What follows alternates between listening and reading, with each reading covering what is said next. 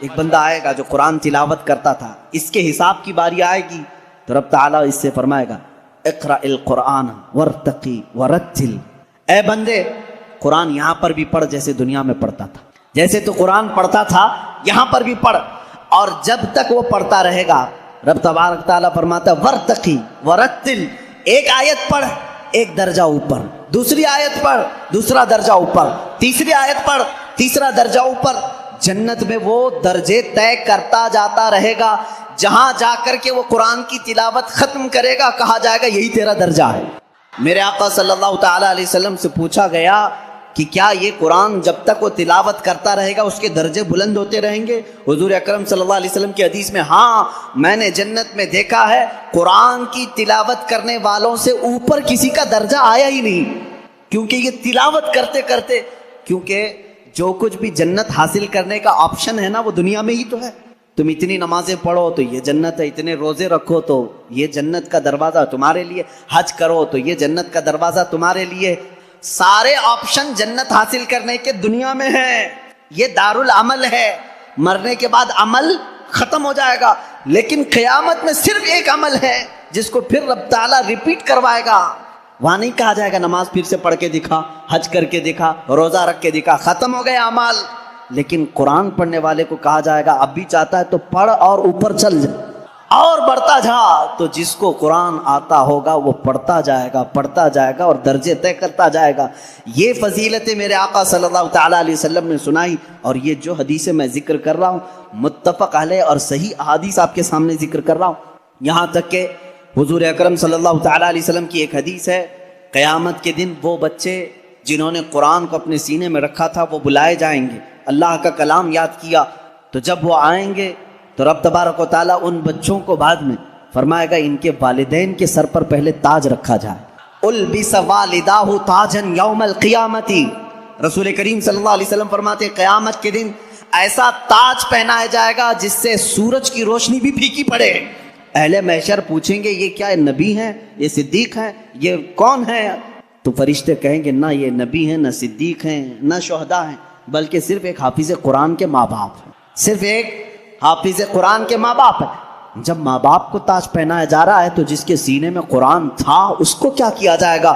رب تعالیٰ اس کے لیے فرماتا ہے، میرے آقا صلی اللہ علیہ وسلم نے فرمایا اس حافظ قرآن کو بلایا جائے گا اور اس سے کہا جائے گا ایسے 10 لوگ تیرے خاندان کے جن پر دوزخ میں جانا واجب ہو گیا، ان کا ہاتھ پکڑ، صرف اس کی برکت سے میں ان کی جہنم کی سزا کو معاف کر کے تیرے ساتھ جنت عطا کروں گا، اس کی سفارش قبول کی جائے گی۔ لیکن یاد رکھیں میرے عزیزو، حافظ قرآن کی آیات پر عمل کرتا ہو، اس کا ادب بھی کریں، احترام بھی کریں۔ آج زمانے میں حفاظ قرآن کے ساتھ بہت ہی برے سلوک دیکھنے کو ملتے ہیں، یاد رکھنا قیامت کے دن وہ اس عذاب میں مبتلا ہوں گے جو قرآن کی بے حرمتی کرنے والے کا عذاب ہوگا، کیونکہ وہ حافظ قرآن کی بے ادبی کرتے ہیں۔ ہمارے بزرگان دین جو سلف صالحین ہیں، میں نے پڑھا بھی ہے، بزرگان دین کا طریقہ تو یہ ہوتا تھا کہ اگر کوئی حافظ قرآن زمین پر بیٹھا ہے تو وہ کبھی اوپر نہیں بیٹھتے تھے، ہاں اگر وہ خود حافظ قرآن ہیں تو پھر دونوں کے معاملات ایک طرح کے ہیں، لیکن کوئی حافظ قرآن نہیں ہے اور کوئی حافظ نیچے بیٹھا ہے تو علماء بزرگان دین اس کو بے ادبی محسوس کرتے تھے، اللہ کا کلام سینے میں لے کر وہ نیچے ہے اور بغیر حفظ قرآن کیا ہوا اوپر بیٹھا ہے، اس کو بزرگان دین نے بے ادبی محسوس فرمائی۔ بہرحال قرآن ایک ایسا جامع نظام اللہ تعالیٰ نے تمہیں عطا کیا اور اس کی فضیلتیں میں نے بتائی، اور سب سے بڑی بات کیا ہے معلوم ہے؟ قرآن اللہ نے اتارا، آیتیں ساری چیزیں میرے آقا صلی اللہ علیہ وسلم پر اترتی رہیں۔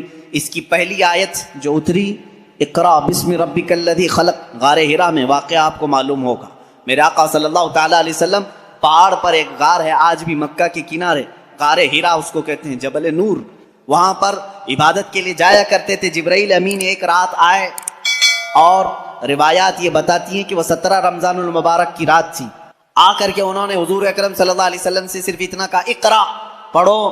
آپ صلی اللہ علیہ وسلم نے فرمایا ما انا بقاری، میں نہیں پڑھنے والا۔ بعض بے وقوف اس کا ترجمہ یوں کرتے ہیں مجھے پڑھنا نہیں آتا، حضور اکرم صلی اللہ تعالیٰ علیہ وسلم کو پڑھنا نہیں آتا۔ آپ نے جبرائیل امین نے سینے سے سینہ لگایا اور پھر کہا اقرا، کہا پڑھو۔ میرے آقا صلی اللہ علیہ وسلم نے وہی جواب دیا، 4 بار اس طرح سے ہوا، چوتھی مرتبہ جو ہے جبرائیل امین نے صرف اقرا نہیں کہا. اقرا کا مطلب کیا ہوتا ہے؟ پڑھ, یا آرڈر ہے, آرڈر پڑھ. لیکن جبرائیل امین نے جب یہ کہا اقرا بسم ربک الذی خلق, پڑھ اس رب کے نام سے جس نے پیدا کیا, میرے آقا صلی اللہ علیہ وسلم نے پڑھنا شروع کیا. میرے آقا نے مزاج یہ بتایا اپنی امت کو کہ پڑھو وہی جو رب تک تمہیں پہنچا ہے, تعلیم حاصل کرو وہی جو رب کے نام سے شروع ہو یا رب تک تمہیں پہنچائے. یہ آیتیں یہاں سے شروع ہوئی, اور آیتیں جو ختم ہوئی ہیں اس میں اختلاف ہے. بعض علماء نے لکھا ہے کہ الیوم اکملت لکم دینکم, یہ آخری آیت تھی جو حجۃ الوداع میں میرے آقا صلی اللہ علیہ وسلم جب آخری حج میں تھے نازل ہوئی. بعض علماء اور مفسرین نے فرمایا اذا جاء نصر اللہ والفتح, یہ سورہ پڑھتے ہوں گے نا آپ نماز میں, یہ قرآن کی سب سے آخری سورہ ہے نازل ہونے کے اعتبار سے. ایک بات ذہن میں رکھ لیں, نازل ہونے کی ترتیب الگ ہے اور پڑھنے کی آج ترتیب الگ ہے. قرآن آج جو پڑھا جاتا ہے اس کی ترتیب کیسے ہے؟ سورہ فاتحہ پہلے ہے الحمدللہ, اس کے بعد سورہ بقرہ ہے, اس کے بعد سورہ آل عمران ہے, اس کے بعد سورہ نساء ہے, اس کے بعد سورہ مائدہ ہے, اس کے بعد سورہ انعام ہے, پھر سورہ اعراف ہے. اس طرح سے یہ صورتیں چلی, اور ختم کہاں پہ ہوئی؟ سورہ والناس, قل اعوذ برب الناس ملک الناس پڑھتے ہیں نا, یہ آخری سورہ. یہ پڑھنے کی ترتیب ہے, لیکن نازل ہونے کی جو ترتیب ہے وہ الگ ہے. پہلے آیتیں نازل ہوئی تھی 5. یہ باتیں میں کیوں بتا رہا ہوں, یہ لاسٹ میں آپ کو خود سمجھ میں آ جائے گا. ذہن میں اتنا رکھ لینا, سب سے پہلے کون سی آیتیں نازل ہوئی؟ اقرا بسم ربک الذی خلق. آج بھی جب بچوں کی بسم اللہ خوانی ہم کراتے ہیں تو یہی آیتیں پڑھاتے ہیں بچے کو, سب سے پہلے یہی پڑھاتے ہیں. 5 آیتیں میں پڑھ بھی دیتا ہوں. اقرا بسم ربک الذی خلق, خلق الانسان من علق, اقرا وربک الاکرم الذی علم بالقلم, علم الانسان ما لم یعلم. یہ 5 آیتیں ہیں جو سب سے پہلے میرے آقا صلی اللہ علیہ وسلم پر نازل ہوئی. جبرائیل امین لے کر آتے تھے, حضور اکرم صلی اللہ علیہ وسلم کو سناتے تھے. یہ قرآن کی ابتدا ہے, اور 23 سال تک نازل ہوتا رہا. 23 ایئرس, 23 سال تک نازل ہوتا رہا. آخر میں کون سی آیتیں نازل ہوئی؟ ایک تفسیر کی روایت کے مطابق اذا جاء نصر اللہ والفتح ورأیت الناس يدخلون فی دین اللہ افواجا فسبح بحمد ربک واستغفرہ انہ کان توابا. یہ 2 چیزیں ذہن میں رکھو. اقرا سب سے پہلے, سورہ اذا جاء نصر اللہ سب سے آخر. یہ قرآن کے نزول کا زمانہ میں آپ کو بتاؤں 23 سال تک نازل ہوئی. آپ کو میں بتاؤں قرآن اتنی فصیح زبان میں ہے. فصیح کا مطلب لٹریچر جس کو کہتے ہیں. جیسے ایک اردو ہے جو ہم اور آپ بول, یہاں ہبلی کی زبان ہوتی ہے, اس کو فصیح اردو نہیں کہتے, لکھنؤ والے فصیح اردو بولتے ہیں. آپ کیسے, اب ہم ظاہر سی بات ہے میں تقریر جو کر رہا ہوں ہو سکتا ہے یہ اردو الگ ہے, ہبلی والی اردو الگ. اردو اگر میں وہ بولوں تو پھر یہاں بھونڈا لگے. آبے جابے توبے, یہ اگر جو عام طور پر استعمال کرتے ہیں یہ بھونڈا لگتا ہے, کیونکہ فصیح زبان میں جب کوئی بیان کرے تو وہ دل میں اترتی بھی ہے. زبان کی مٹھاس اس کی فصاحت میں ہے. تو عربی زبان میں جو سب سے زیادہ فصیح جملے تھے وہ قرآن میں آئے. ایک بھی ہلکا جملہ نہیں آیا, ایک بھی کمتر جملہ نہیں آیا. اب جیسے ایک مثال میں آپ کو بتا دوں, گھٹنا لفظ ہے نا, گھٹنا, گھٹنے ٹیک دینا, لیکن آپ گڑگے بولتے ہیں, ہے کہ نہیں؟ گڑگے ٹیکو, گڑگا کیا چیز ہے؟ یہ گڑگا یہ تمہاری عامی زبان ہے. اگر یہ میں کتاب میں لکھ دوں کہ میں سجدے میں جاتے وقت گڑگا ٹیک دیا, آپ کو برا لگے گا. کیا مولانا اچھی زبان میں بیچ میں ہڈی لے کے آ گئے. گھٹنا لفظ ہے, گھٹنا یہ فصیح لفظ ہے, اور ایک عام لفظ ہوتا ہے جس کو آپ یوز کر رہے ہیں, سمجھ رہے ہیں؟ اب جیسے جانور کہتے ہیں, جانور ہے نا, اب عام زبان میں کہتے ہیں جناور. یہ فصیح لفظ نہیں ہے, یہ فصیح لفظ نہیں ہے, آپ یوز کر رہے ہیں, لیکن آپ جب آپس میں بات کرتے رہتے ہیں تو اس کو برا بھی نہیں سمجھتے. کتنے جانور ایسے ہیں, یہ کیا ہے, یہ فصیح اردو نہیں ہے. اچھا لڑکا کہتے ہیں, لڑکی کہتے ہیں, یہ فصیح اردو ہے. لڑکا آیا, لڑکی آئی, لیکن آپ کہیں چھورا آیا, چھوری آئی, یہ کیا ہے, چھوکرا آیا, چھوکری آئی. اس طرح کی یہ فصاحت میں استعمال نہیں, فصاحت میں استعمال نہیں. ایسی بہت ساری چیزیں ہیں اردو میں آپ کو سمجھا رہا ہوں. جو فصیح ہوتا ہے وہ لٹریچر ہے, اچھی زبان. اور قرآن پورا کا پورا فصیح عربی میں نازل ہوا ہے. ایک حرف بھی ایسا نہیں ہے جو عام لوگ یوز کرتے ہوں, ایک حرف بھی ایسا نہیں. اور صرف قرآن ہی اس طرح ہے. اور اسی وجہ سے اللہ رب العزت نے چیلنج پہ چیلنج کیا قرآن پاک. چیلنج کس کو کہتے ہیں معلوم ہے نا آپ کو؟ لا کر کے دکھاؤ. اللہ تعالیٰ نے 4 جگہ پر چیلنج فرمایا. پہلا تو یہ ہے قُلْ لَئِنِ اجْتَمَعَتِ الْإِنسُ وَالْجِنُّ عَلَىٰ أَن يَأْتُوا بِمِثْلِ هَٰذَا الْقُرْآنِ. اللہ تعالیٰ فرماتا ہے اے محبوب آپ فرما دیں سارے انسان جمع ہو جائیں, سارے جنات جمع ہو جائیں, دنیا میں جتنے انسان ہیں سب جمع ہو جائیں, جتنے جنات ہیں سب جمع ہو جائیں. اور اللہ فرماتا ہے کہ وَلَوْ كَانَ بَعْضُهُمْ لِبَعْضٍ ظَهِيرًا, آپس میں ایک دوسرے کی مدد بھی کریں. کس بارے میں جمع ہو کر کے کیا کریں؟ عَلَىٰ أَن يَأْتُوا بِمِثْلِ هَٰذَا الْقُرْآنِ, اس قرآن کی طرح ایک اور کتاب لا کر کے دکھائیں. یہ پہلا چیلنج تھا. عرب والوں کو چیلنج تھا, جو عرب والے عربی جانتے تھے. اگر یہاں والوں کو بولے ہوتے پتہ نہیں کیا ہوتا, دوسری زبان ہی نہیں ہے تمہاری. عرب والے جو عربی میں ماہر تھے ان کو ہی چیلنج ہے کہ یہ عربی میں قرآن اترا, اس طرح کا ایک قرآن لا کر کے دکھاؤ. پورے قرآن لانے کی بات تو چل رہی تھی, نہیں لا سکے, زمانہ گزر گیا. اس کے بعد رب تعالیٰ نے اس چیلنج کو تھوڑا ہلکا کر دیا, کم کر دیا. کہا ام یقولون افطرا فأتوا بعشر سور مثلہ, یہ اللہ کے کلام پر جھوٹ کہتے ہیں, حضور کو کہتے ہیں شاعر ہے, ساحر ہے, جادوگر ہے. اے رسول ان سے کہہ دیں پورا قرآن تو اب تک بنا کے نہیں لا سکے, اس کی 10 صورتیں بنا کر کے لاؤ, اس کے جیسی 10 سورے بنا کر کے لاؤ. حضور اکرم صلی اللہ علیہ وسلم نے چیلنج کیا مکہ والوں, اور وہ آپس میں چیمی گوئیاں کرتے رہتے تھے. ارے چیلنج تھوڑا ہلکا ہو گیا, اب تو بناؤ. پوری کتاب نہیں 10 سورے بنانا ہے. 114 صورتیں ہیں قرآن کی, اس میں سے 10 صورتوں کی برابر کوئی سورے لے کے آؤ. نہیں لائے. پھر اس کے بعد اللہ تبارک و تعالیٰ نے تیسری مرتبہ جا کر کے اور چیلنج کو کم کر دیا. وَإِن كُنتُمْ فِي رَيْبٍ مِّمَّا نَزَّلْنَا عَلَىٰ عَبْدِنَا فَأْتُوا بِسُورَةٍ مِّثْلِهِ, اگر تم کو شک لگتا ہے جو کچھ بھی ہم نے اپنے بندے پر اتارا ہے تو لاؤ اس قرآن کی طرح ایک ہی سورے. کتنی؟ ایک سورے لے کر کے آؤ. پہلے پورا قرآن کے جیسا لانے کا چیلنج تھا, بعد میں 10 سورے لانے کا چیلنج تھا, پھر تیسری مرتبہ رب تعالیٰ نے کیا فرمایا؟ ایک سورے لے کے آؤ. نہیں لائے. اور حضور اکرم صلی اللہ تعالیٰ علیہ وسلم نے کیا فرمایا معلوم؟ ایک سورے جب وہ نہیں لائے, اس زمانے میں کیا ہوتا تھا, کمپٹیشن ہوتا تھا شعر و شاعری کا. مشاعرے ہوتے ہیں نا, اچھا شعر کس کا ہے اس کو انعام دیا جائے. جو شعر و شاعری کرتے ہیں وہ جانتے ہیں. عرب والے شعر و شاعری میں بہت مشہور تھے. سال میں ایک مرتبہ مکہ میں حج کے موقع پر سب بڑے بڑے شاعر جمع ہوتے تھے, اپنے شعر سناتے تھے, اور جس کا شعر سب سے اچھا ہوتا تھا اس کے شعر کو کعبے کے دروازے پر لٹکایا جاتا تھا. اور اس کی فضیلت تھی سال بھر تک وہ شعر نکالے نہیں جاتے تھے, بلکہ اگلے سال اس سے بھی بہتر کوئی لاتا تو وہ نکالتے پھر اس کا لٹکاتے تھے. یعنی ورلڈ گینیز بک میں جس طرح ریکارڈ درج کیے جاتے ہیں, ارے میاں یہ ابھی جو ہے 100 انڈے کھایا ہے, اب دوسرے کا نام اسی وقت لکھا جائے گا جب 150 انڈے کوئی کھا کیا ہے. وہاں ریکارڈ بنانے کے لیے شعر و شاعری ہوتی تھی, اور مکہ میں خانہ کعبہ کے دروازے پر لٹکائے جاتے تھے. وہ ہر سال کا معمول تھا.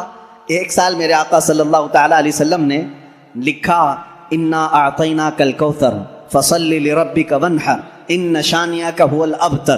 3 آیتیں ہیں, ایک چھوٹی سورہ ہے. لے جا کر کے میرے آقا صلی اللہ علیہ وسلم نے خانہ کعبہ کے دروازے پر لٹکایا.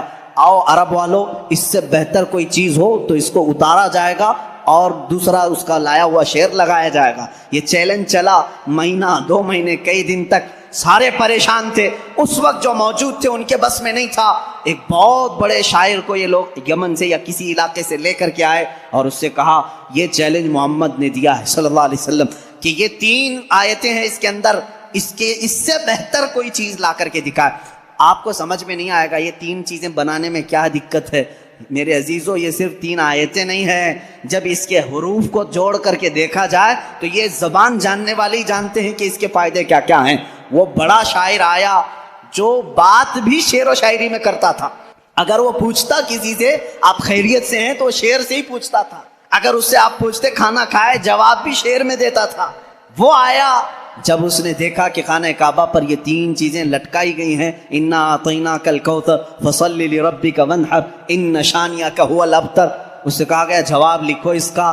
تو اس نے اپنے ایک ٹکڑے میں لکھا ما ھذا کلام البشر, یہ بشر کا کلام ہو ہی نہیں سکتا. میں کیا جواب دوں, یہ بشر کا کلام ہو ہی نہیں سکتا. وہ چلا گیا. یہ چیلنج چلتا رہا, کوئی نہیں لا سکا قرآن کے مثل.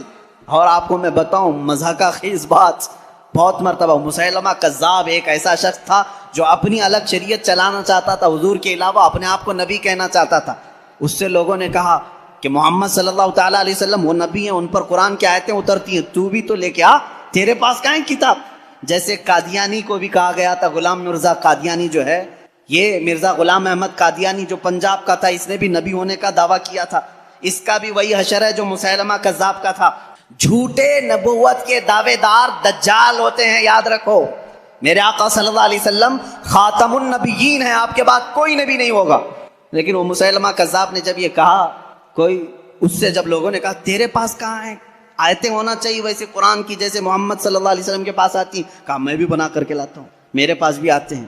تو بہت دن تک سوچا اور پھر اس کے بعد خود سے ہی اپنے دماغ سے بنانے لگا کہ الفیل ملفیل وما ادراک ملفیل، قرآن کی سورہ ہے نا، القاریۃ ملقاریہ وما ادراک ملقاریہ، اس سورے کے وزن پہ اس نے اپنے سے بنائے الفیل ملفیل وما ادراک ملفیل ذنبہ صغیر وخرطومہ طویل، یہ بنایا لے کر کے آیا سارے لوگوں کے سامنے۔ کیا مطلب ہے معلوم ہے اس کا؟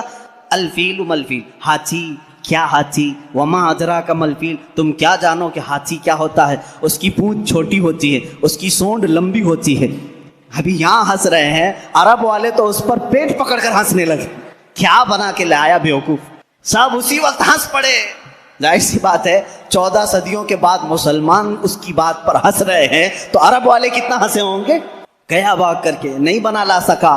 اب اس کے بعد عرب مکہ والے بڑے بڑے جو مالدار تھے وہ لوگ جمع ہوئے اور کہا جو بھی عرب کے بڑے بڑے شاعر ہیں ان کو لاؤ، پیسے دو اور بناؤ کچھ بھی، ہمارے لیے جینا دشوار کر کے رکھی ہیں یہ آیتیں، یہ چیلنج پہ چیلنج دے رہے ہیں اور ہم بنا کر کے لا نہیں پا رہے ہیں۔ پورے شاعروں کو جمع کیے، ان کو بڑے بڑے نذرانے دی، کتنا چاہیے پیسہ سب لو، جاؤ اس کے برابر بنا کے لاؤ۔ وہ سب گئے شاعر اور گئے، کھا پی کر کے موٹے ہوئے، اگلے سال آئے کچھ بھی نہیں لے کے آئے۔ سال بھر ہو گیا، پورے سیٹوں نے پھر کہا لائے نہیں، کہا نہیں بن ہی نہیں پایا، تھوڑے اور پیسے دے دو اگلے سال بنا کے لائیں گے۔ پھر پیسے ان کے اکاؤنٹ میں جمع ہوئے ہوں گے، اس زمانے میں جو بھی اکاؤنٹ رہا ہو، پھر دیے، جیسے آج شاعروں کو پہلے اکاؤنٹ میں ڈالنا پڑتا ہے، اس لیے میں لفظ اکاؤنٹ کا ذکر کر رہا ہوں۔ ان کو اور پیسے دیے، پھر پیسے لیے اور گئے، جا کر کے دوسرے سال، اب ظاہر سی بات ہے اب تو مار کھاتے، نہیں لاتے پیسے، پچھلے سال کے بھی بقایا تھے، اس سال بھی تھے۔ اس سال وہ آئے اور کہنے لگے کہ ویسا بن تو نہیں پایا، قرآن کے جیسی کوئی سورہ بنی تو نہیں، ہاں البتہ کچھ عیب ملے ہم کو قرآن میں جو فصیح نہیں ہے۔ فصیح ابھی میں نے بتایا نا، فصیح کس کو کہتے ہیں؟ جو ہائی لیول کی زبان ہے، اور اگر عام لوگ یوز کرتے ہیں اس چیز کو تو اس کو کہتے ہیں یہ فصیح نہیں ہے، یہ عام لفظ ہے۔ جیسے میں نے اردو میں بتایا گڑگا، یہ عام لفظ ہے۔ انہوں نے کہا 4 لفظ ہم کو ایسے ملے ہیں جو عربی گرامر کے حساب سے فٹ نہیں بیٹھتے، عربی گرامر میں ایسا یوز نہیں ہوتا۔ انگلش کے گرامر توڑ کر کے اگر بولو گے تو انگریز ہنسیں گے، ہمارے گرامر توڑ کر کے بولو گے ارے لڑکی بہت اچھا تھا، آپ ہنسیں گے، یہ گرامر میں نہیں بیٹھتا ہے نا۔ اسی طرح ان شاعروں نے کہا 4 لفظ قرآن میں ایسے ملے ہیں جو گرامر سے ہٹے ہوئے ہیں۔ کہا چلو یہ بھی بڑی بات ہے، یہ بھی بڑی بات ہے، تم بنا کر کے نہیں لائے لیکن قرآن کے کچھ ایسی چیزیں ڈھونڈ کے تو لائے ہو جو قرآن میں عیب ہے۔ کہا جلدی بتاؤ کیا ہے؟ کہا 4 چیزیں ہیں۔ توجہ چاہتا ہوں میرے وزیر، یہ ذہن میں رکھنا، حضوا ایک لفظ آیا، ان جاہلوں نے کہا، وہ شاعروں نے، بڑے بڑے شاعر تھے، حضوا نہیں یوز کرتے عربی میں، استہزاء، یعنی مذاق کے لفظ کو کیا کہتے ہیں عربی میں؟ استہزاء، لیکن قرآن میں حضوا یوز ہوا تو انہوں نے کہا حضوا یہ عام لفظ ہے، یہ ایسا نہیں یوز ہونا چاہیے تھا۔ کہا دوسرا کیا ہے جلدی بتاؤ؟ کہا کبیر بڑے کو کہتے ہیں لیکن قرآن نے اس کو کبار کہا ہے۔ کبار کون یوز کرتا ہے؟ ان شاعروں نے کہا کبار یہ گرا ہوا لفظ ہے، کبیر یوز کرتے ہیں، اچھے لوگ جو ہیں وہ کبیر یوز کرتے ہیں، کبار نہیں۔ 2 لفظ ہوئے، حضوا، کبار۔ پھر تیسرا لفظ انہوں نے کہا لشیئن آتا ہے، لشیئن، یہ گرامر کے حساب سے فٹ بیٹھتا ہے لیکن قرآن نے لشیئن کہا پیش کے ساتھ، یہ بھی گرا ہوا۔ پھر کہا اچھا اور کیا ملا؟ کہا عجیب ہوتا ہے، جیسے کوئی بھی عجیب چیز کو دیکھتے ہیں عربی میں بھی اس کو عجیب کہتے ہیں، عجیب، لیکن قرآن نے اس کو عجاب کہا ہے۔ عجاب یہ گرا ہوا لفظ ہے، عجاب کہاں آتا ہے؟ یوز نہیں ہوتا عرب میں۔